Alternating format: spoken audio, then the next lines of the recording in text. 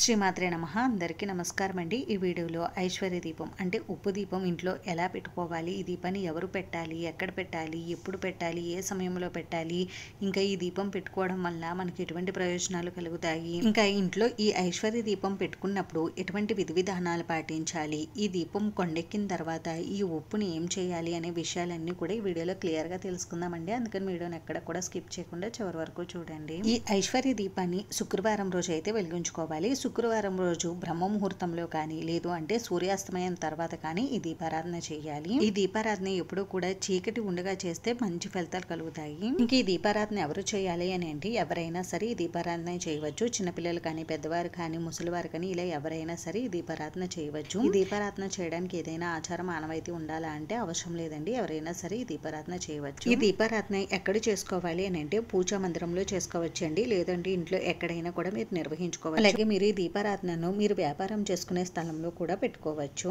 ఈ దీపారాధన చేసుకోవాలి అనుకునేవారు ఈ దీపారాధన ఎక్కడైతే చేసుకుంటామో అక్కడ ముందుగా శుభ్రం చేసుకోవాలండి. అలాగే మీరు పూజా మందిరంలో ఈ దీపారాధన చేసుకుంటే పూజా మందిరాన్ని కూడా శుభ్రం చేసుకోవాలి. అలాగే ఇంట్లో ఈ దీపారాధన చేసుకుంటే ఇంటిని కూడా శుభ్రం చేసుకోవాలి. ఈ దీపారాధన ఈశాన్య మూలుగా కానీ ఆగ్నేయ మూలుగా కానీ ఉత్తరం వైపుగా కానీ చేసుకుంటే మంచిది. ఈ దీపారాధన చేసుకోవడానికి ఎటువంటి ప్రత్యేకమైన నియమాలు లేవండి. మనం నిత్య దీపారాధన చేసుకునే దీపాలతో పాటుగానే ఈ దీపారాధన కూడా చేసుకోవచ్చు. ఇంక ఈ దీపారాధన మనం ఎక్కడ నిర్వహించుకున్నా ముందుగా అక్కడ శుభ్రం చేసుకుని పసుపుతో అలికి బియ్య పిండితో ముగ్గు పెట్టుకుని అప్పుడు మాత్రమే మనం ఈ దీపారాధన అయితే చేయాలండి. ఈ దీపారాధన చేసుకోవడానికి మనకి 3 మట్టి ప్రమిదలు అయితే కావాలండి. ఒకటి బాగా పెద్ద సైజులో ఉన్న మట్టి ప్రమిద, ఒకటి మీడియం సైజులో ఉన్న మట్టి ప్రమిద, ఇంకొకటి కొద్దిగా చిన్నగా ఉన్న మట్టి ప్రమిదను తీసుకోవచ్చు. మొదటిసారి ఈ ఐశ్వర్య దీపాన్ని పెట్టుకోవాలనుకునే వారు ఇలా కొత్త మట్టి ప్రమిదలను తెచ్చుకుని దీపారాధన చేసుకోండి. ఈ కొత్త ప్రమిదలు తెచ్చుకునేటప్పుడు వీటికి మనం ఏదైనా చాక్ పీస్ తో ఇంటూ మార్క్ వేసి వీటిపైన తెచ్చుకోవాలండి. కొత్తవి ఏవైనా మనం మట్టివి తెచ్చుకునేటప్పుడు ఇలా అయితే తప్పనిసరిగా చేయాలి. అలాగే కొత్త ప్రమిదలు కానీ కుండలు కానీ తెచ్చుకునేటప్పుడు ఒకటి ఎప్పుడు తెచ్చుకోకూడదండి. దానికి జవటగా 2 అయితే తెచ్చుకోవాలి. 2 ప్రమిదలు కానీ 2 కుండలు కానీ ఇలా ఏదైనా చిన్నదైనా పెద్దదైనా 2 తెచ్చుకోవాలి. మట్టి వస్తువులు ఎప్పుడు కూడా మీరు శుక్రవారం రోజు దీపారాధన చేసుకుంటారు కాబట్టి ముందు రోజే మనం ఈ మట్టి ప్రమిదలను అయితే తెచ్చుకోవాలండి. తెచ్చుకుని ఈ ప్రమిదలను శుభ్రంగా పసుపు వేసినటువంటి జలంతో శుభ్రం చేసుకుని తడి మొత్తం ఆరిన తర్వాత ఈ విధంగా పసుపును అయితే రాసుకోవాలి. మనం ప్రమిదలకి పసుపును రాసేటప్పుడు ఎక్కడా కూడా మచ్చలు లేకుండా నిండుగా పసుపును అయితే రాసుకోవాలి. 2 ప్రమిదలకి ఇలా లోపల వైపు బయట వైపు కూడా పసుపు రాసుకోవాలండి. మనం దీపారాధన చేసే ప్రమిదం ఉంటుంది కదండి, అంటే ఒత్తులు వేసి నూనె వేసి దీపారాధన చేసే ప్రమిదలో మాత్రం లోపల వైపు పసుపు రాయకూడదు. ఈ ఐశ్వర్య దీపారాధన ప్రతి శుక్రవారం కూడా చేసుకోవచ్చు. లేదంటే 11, 21, 41 వారాల పాటు చేసుకుంటామని సంకల్పం తీసుకుని కూడా చేసుకోవచ్చు. చేయడం వల్ల మనకున్న ఆర్థిక ఇబ్బందులన్నీ కూడా తొలగిపోతాయి. మొదటి శుక్రవారం దీపారాధన చేయడం ఇలా కొత్త మట్టి ప్రమిదలు తీసుకుని తర్వాత వారం దీపారాధన కోసం ఈ ప్రమిదల్ని శుభ్రం చేసుకుని వాడుకోవచ్చు. ఈ దీపారాధన స్త్రీలు చేస్తే మాత్రం తప్పకుండా కొన్ని నియమాలు అయితే పాటించాలి. పురుషులు చేస్తే మామూలుగా దీపారాధన చేసుకోవచ్చండి. అంటే తల స్నానం చేసి మీరు దీపారాధన చేసుకోవచ్చు. స్త్రీలు చేస్తే మాత్రం స్త్రీలు మంగళకరమైన వస్తువులన్నీ కూడా ధరించి మాత్రమే ఈ దీపారాధన చేయాలి. అలాగే ఈ దీపారాధన చేసేటప్పుడు స్త్రీలు చేతికి నిండుగా గాజులు వేసుకుని దీపారాధన చేయాలి. మట్టి గాజులు వేసుకుని దీపారాధన చేయాలి. చేతికి గాజులు వేసుకోకుండా ఈ దీపారాధన చేస్తే ఫలితం ఉండదు. ఇంకా సాంప్రదాయమైన వస్త్రాలు ధరించి మెడలో మంగళసూత్రం, తల్లో పువ్వులు, కాళ్ళకి పసుపు, కాళ్ళకి మెట్టెలు పట్టీలు, నుదుటిన పాపిట్లో కుంకుమ ధారణ చేసి అప్పుడు మాత్రమే ఈ దీపారాధన చేయాలి. ఇలా స్త్రీలు మంగళకరమైన వస్తువులన్నీ కూడా ధరించి దీపారాధన చేస్తే అద్భుతమైన ఫలితాలు అయితే కలుగుతాయి. ఇలా చక్కగా ప్రమిదలకు పసుపు రాసుకున్న తర్వాత ఇప్పుడు ఈ ప్రమిదలకు గంధం కుంకుమ బొట్లు పెట్టి ఈ ప్రమిదలను అందంగా అలంకరించుకోవాలి. ప్రమిదలకు బియ్య పిండితో కూడా బొట్లు పెట్టుకుని ప్రమిదలను అందంగా అలంకరించుకోవచ్చు. మనం దీపాన్ని లక్ష్మీదేవి స్వరూపంగా భావిస్తాం కదండి, అందుకని దీపాన్ని ఎప్పుడు కూడా కింద పెట్టము. దీపం కింద ఏదైనా ప్లేట్ కానీ తమలపాకు కానీ లేదు అంటే ఏవైనా ఆకు కానీ వేసి దీపారాధన అయితే పెట్టుకుంటాము. అందుకోసం మనం ఈ దీపారాధన కోసం ఇత్తడిది కానీ రాగిది కానీ వెండిది కానీ ప్లేట్ తీసుకుని ఆ ప్లేట్ కూడా గంధం కుంకుమ బొట్లు పెట్టి అందంగా అలంకరించుకుని ఆ తర్వాత ఈ ప్రమిదను మనం ఈ ప్లేట్ లో పెట్టుకోవాలండి. ఇప్పుడు ఈ ప్రమిదలోకి 3 గుప్పిళ్ళ వరకు రాళ్ల ఉప్పు అయితే వేసుకోవాలి. ఈ దీపారాధన కోసం మనం రాళ్ల ఉప్పును మాత్రమే ఉపయోగించాలి. మనం వంటల్లో వాడేటటువంటి నార్మల్ సాల్ట్ ని ఉపయోగించకూడదు. ఈ ఉప్పు ప్రమిదలో వేసేటప్పుడు మనం ఎవరితో మాట్లాడకుండా మౌనంగా ఉండి వేయాలి. అలాగే ఈ ఉప్పు ప్రమిదలో నుండి బయట వైపు పడకుండా ఉండేలా చూసుకోవాలి. అందుకని కొద్దిగా జాగ్రత్తగా చూసుకుని ప్రమిదలో ఉప్పునైతే వేసుకోండి. ఉప్పు వేసిన తర్వాత ఈ ఉప్పును ఒకసారి ఇలా చదునుగా చేసుకుని ఇప్పుడు ఈ ఉప్పు పైన కొద్దిగా పసుపు కుంకుమలు ఇప్పుడు 2వ ప్రమిదను తీసుకుని ఈ విధంగా ఈ ఉప్పు పైన అయితే పెట్టుకోవాలి. ఆ తర్వాత ఈ 2వ ప్రమిదలో కొద్దిగా అక్షింతలు అలాగే ఒక చిల్లర నాణం కూడా పెట్టుకోవాలి. ప్రమిదలోకి పువ్వులకి అక్షింతలు నిండుగా అయినా వేసుకోవచ్చు, లేదంటే కొద్దిగా అయినా వేసుకోవచ్చు. ఈ దీపారాధన కోసం మనం ఇత్తడి కాయిన్ కానీ ఏ కాయిన్ అయినా తీసుకోవచ్చండి. నేనైతే ఇక్కడ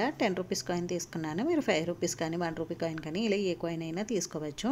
ఆ తర్వాత మూడో ప్రమిద ఉంది కదండి, ఈ మూడో ప్రమిదని కాయిన్ పైన ఈ విధంగా పెట్టుకోవాలి. పెట్టుకుని ఈ ప్రమిదలోకి నిండుగా ఆవు నెయ్యిని కానీ నువ్వుల నూనె కానీ పోసుకోవాలి. ఈ దీపారాధన ఆవు నెయ్యితో చేయడం వల్ల మనకున్నటువంటి ఆర్థిక సమస్యలన్నీ కూడా తొందరగా తీరిపోతాయండి. ఒకవేళ మీరు నువ్వుల నూనెతో ఈ దీపారాధన చేస్తే మనకున్నటువంటి శని దోషాలు, శని పీడలు అన్ని కూడా తొలగిపోతాయి. ఆవు నెయ్యితో చేస్తేనే మంచి ఫలితాలు కలుగుతాయండి. ఇప్పుడు 3 ఒత్తులను ఒక ఒత్తులా చేసుకుని ఈ ప్రమిదలో వేసుకోండి. ఆ తర్వాత ఈ దీపాన్ని మీ దగ్గర ఉన్నటువంటి పువ్వులతో అందంగా అలంకరించుకోండి. ప్రమిదలో ఒత్తిని వేసినప్పుడు ఇప్పుడే ఒత్తిని సరిగ్గా వేసుకోండి. మీరు దీపారాధన చేసిన తర్వాత ఒత్తిని చేతితో కదపడం, ఇంకా అగ్గు పుల్లలతోటి వేటితోటి కదపకుండా ఉంటేనే మంచిదండి.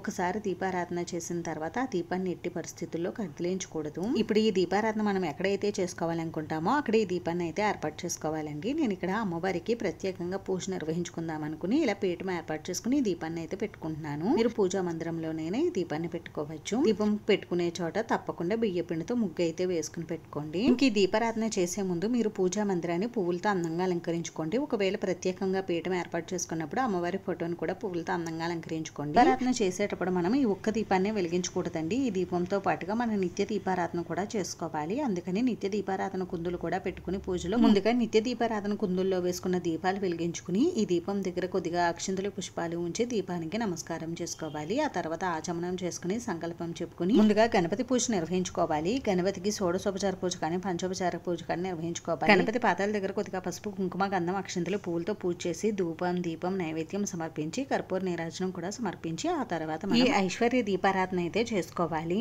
ఈ ఐశ్వర్య దీపారాధన ఎప్పుడూ కూడా అగరబత్తులతో కానీ ఏకహారతితో కానీ మాత్రమే నిర్వహించుకోవాలి. ఏకహారతితో నిర్వహించుకునేవారు ఏకహారతికి గంధం, కుంకుమ బొట్లు పెట్టి అప్పుడు మీరు దీపారాధన అయితే చేయాలి. ఒకవేళ మీరు ఈ దీపారాధన అగరబత్తులతో చేస్తూ ఉంటే అగరబత్తులకు కొద్దిగా పసుపు, కుంకుమ బొట్లు పెట్టి అప్పుడు మీరు అగరబత్తులతో దీపారాధన చేయవచ్చు. దీపారాధన చేసిన తర్వాత ఈ దీపాన్ని లక్ష్మీదేవి స్వరూపంగా భావించి ఈ దీపానికి పూజ నిర్వహించుకోవాలి. దీపం దగ్గర కొద్దిగా పసుపు, కుంకుమ, గంధం, అక్షింతలు, పువ్వులు సమర్పించి దీపానికి నమస్కారం చేసుకోవాలి. దీపానికి పూజ చేసేటప్పుడు ఓం శ్రీ దీపలక్ష్మీదేవి నమః అని అనుకుంటూ పూజ నిర్వహించుకోండి. దీపారాధన చేసిన తర్వాత ఇప్పుడు లక్ష్మీదేవి అమ్మవారికి పూజ నిర్వహించుకోవాలండి. అమ్మవారికి పూజ నిర్వహించుకునే ముందు స్వామివారికి పూజ నిర్వహించుకోండి. అమ్మవారి శ్లోకాలు, స్తోత్రాలు, అష్టోత్తర శతనామావళి చదువుకుంటూ అమ్మవారికి పువ్వులతోటి, కుంకుమతోటి పూజ నిర్వహించుకోండి. అమ్మవారి పూజ అంతా పూర్తయిన తర్వాత అమ్మవారికి ధూపం, దీపం, నైవేద్యం సమర్పించండి. తర్వాత తాంబూలం, కొబ్బరికాయ కూడా నివేదించి సాంబ్రాణి ధూపం చూపించి కర్పూర నీరాజనం సమర్పించండి. ఈ విధంగా ఇంట్లో ఐశ్వర్య దీపారాధన చేసినప్పుడు అమ్మవారికి పూజ విధంగా నిర్వహించుకోవాలి. ఈ దీపారాధన జరుగుతున్నంతసేపు కూడా అమ్మవారి స్తోత్రాలు, శ్లోకాలు చదువుకోవచ్చండి. అమ్మవారి కనకదార స్తోత్రం, అష్టోత్తర శతనామావళి, లలిత సహస్రనామం, లక్ష్మీ అష్టకం ఇలా అమ్మవారి ఏవైనా శ్లోకాలు, స్తోత్రాలు చదువుకుంటే మంచిది. ఉప్పుకి చాలా శక్తి ఉంటుందండి. మన ఇంట్లో ఉన్నటువంటి నెగిటివ్ ఎనర్జీని లాగేయడానికి ఉప్పు చాలా బాగా ఉపయోగపడుతుంది. అలాగే చిన్నపిల్లలకి ఏవైనా దృష్టి దోషాలు తగిలినప్పుడు కూడా మనం ఈ ఉప్పుతోనే వారికి దృష్టి అనేది తీస్తాం కదండి. అటువంటి ఈ ఉప్పుతో ఇలా దీపారాధన చేస్తే చాలా మంచి ఫలితాలు కలుగుతాయండి. మనకు ఉన్నటువంటి ఆర్థిక సమస్యలు, అప్పుల బాధలు అన్ని కూడా తొలగిపోతాయి. అలాగే ఇంట్లో ఉన్నటువంటి నెగిటివ్ ఎనర్జీ అంతా కూడా తొలగిపోతుంది. ఈ దీపారాధన కొంతమంది అయితే ప్రతిరోజు కూడా నిర్వహిస్తూ ఉంటారండి. ప్రతిరోజు చేసేవారు పైన ఉన్నటువంటి 2 ప్రమిదలు తీసేసి వాటిని శుభ్రం చేసుకుని మళ్ళీ నెక్స్ట్ డే పూజకు ఉపయోగించుకోవచ్చు. అంటే ఈ ఉప్పు ప్రమిదని అలా వదిలేసి పైన ఉన్న 2 ప్రమిదలు శుభ్రం చేసుకుంటే సరిపోతుందండి. ఉప్పు ప్రమిదని వారానికి ఒకసారి మారిస్తే సరిపోతుంది. ఈ దీపం కొండెక్కిన తర్వాత ఈ ఉప్పుని ఏం చేయాలని మళ్ళీ చాలా మందికి డౌట్ అయితే ఉంటుంది.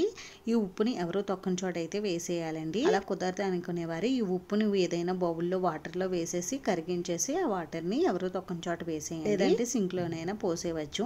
అంతేకాని ఉప్పుని కరిగించి చెట్టు మొదట్లో అయితే వేయకండి. ఉప్పు నీరుకి చెట్లు నిద్రించేస్తాయి. అందుకని ఈ ఒక్క పొరపాటు చేయొద్దు. ఉప్పుని కరిగించి సింక్ లో వేసేటప్పుడు సింక్ శుభ్రంగా ఉండేలా చూసుకోండి. ఇంట్లో డబ్బులు నిలబడకుండా ఉన్నా, ఇంటికి వచ్చిన సంపాదన వచ్చినట్లు వెళ్ళిపోతున్నా, అంటే అధిక ఖర్చులు ఉన్నా, అప్పుల బాధలు ఉన్నా, వ్యాపారం సజావుగా లేకుండా ఉన్నా, ఆదాయం పెరగకుండా ఉన్నా, వ్యాపారంలో అభివృద్ధి కనపడకుండా ఉన్న ఈ సమస్యలతో బాధపడుతున్న వారు ప్రతి శుక్రవారం రోజు కూడా ఈ ఐశ్వర్య దీపారాధన చేసుకోండి. మీకున్నటువంటి ఆర్థిక కష్టాలు, ఆర్థిక ఇబ్బందులు, అప్పుల బాధలు, ఇంకా ఇంట్లో ఉన్నటువంటి నెగిటివ్ ఎనర్జీ అంతా కూడా తొలగిపోతుంది. ఇంకా ఈ దీపారాధన చేసిన రోజు ఏవైనా ప్రత్యేకమైన నియమాలు పాటించాలా అని అంటే అవసరం లేదండి. ఈ దీపారాధన చేసినప్పుడు నాన్ వెజ్ లాంటివి తినకుండా ఉంటే సరిపోతుంది. అంతేనండి. చూసారు కదా, ఈ వీడియో మీకు నచ్చితే ప్లీజ్ లైక్ చేసి, షేర్ చేసి, సబ్స్క్రైబ్ చేసుకోండి. Thanks for watching.